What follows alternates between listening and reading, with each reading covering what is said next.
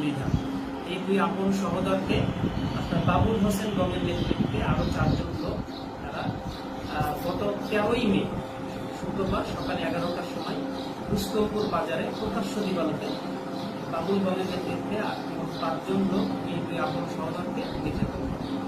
বিষয়টি আমরা তাৎক্ষণিকভাবে অনুসন্ধান করব। ঘটনার যে শারীরিক নির্যাতনের শিকার ফয়েজ আহমেদ মৃধা, তিনি তাকে আমরা বললে তিনি বাদী হয়ে বাবুল হোসেন গম 5 জনের বিরুদ্ধে মামলা করেন। তাৎক্ষণিকভাবে ফরিদগঞ্জ থানা পুলিশ আমাদের মাননীয় পুলিশ সুপার স্যারের দিক নির্দেশনায় আমাদের ফরিদগঞ্জ থানার অফিসার ইনচার্জ এবং ফরিদগঞ্জ থানার ইন্সপেক্টর তদন্তের কর্তৃপক্ষ দিক নির্দেশনাতে এবং তদন্তে গতকাল রাতে অভিযান পরিচালনা করে সরাসরি ঘটনার সাথে জড়িত 3 জনকে আটক করা হয়। এরা হচ্ছে মোহাম্মদ দেলোয়ার হোসেন, পিতা মৃত হাফেজ আব্দুল মান্নান, মোহাম্মদ লোকমান হোসেন, পিতা মৃত হাফেজ আব্দুল মান্নান এবং মোহাম্মদ মাহবুব আলম সোহেল, পিতা মৃত মোহাম্মদ আবু তাহের মিয়া।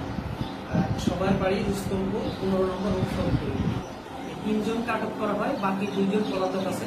এই পলাতক আসামিদের গ্রেপ্তারে আমাদের অভিযান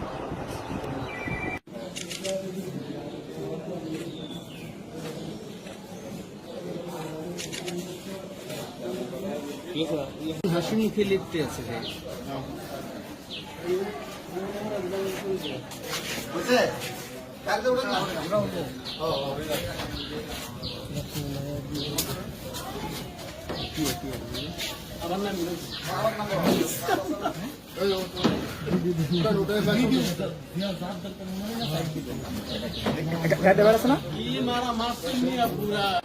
বর্ণনা করছে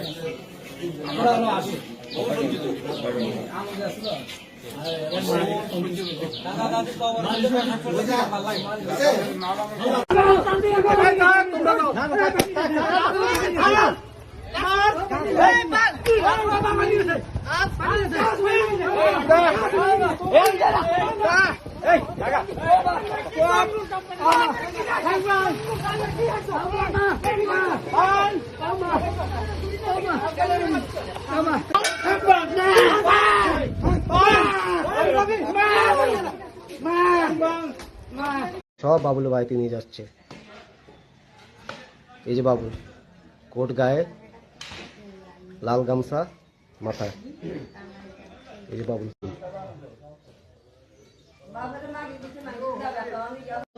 দেখো 1300 নম্বর মামলার বাদীর অবস্থা দেখো। দাবাল হাতে, দাও হাতে, দেখেন দেখেন।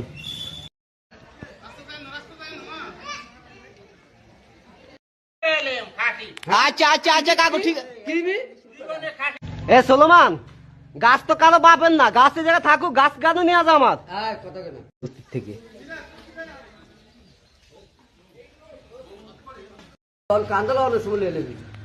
কত বড় বড় সীমানা দেখো। এই দেখেন, এই যে বাবুল, এই যে বাবুল উপস্থিত থাকা আমাদের এই যে দখল সবকিছু তস্ত উপস্থিত, সব নিয়ে যেতেছে বাবুল উপস্থিত থেকে।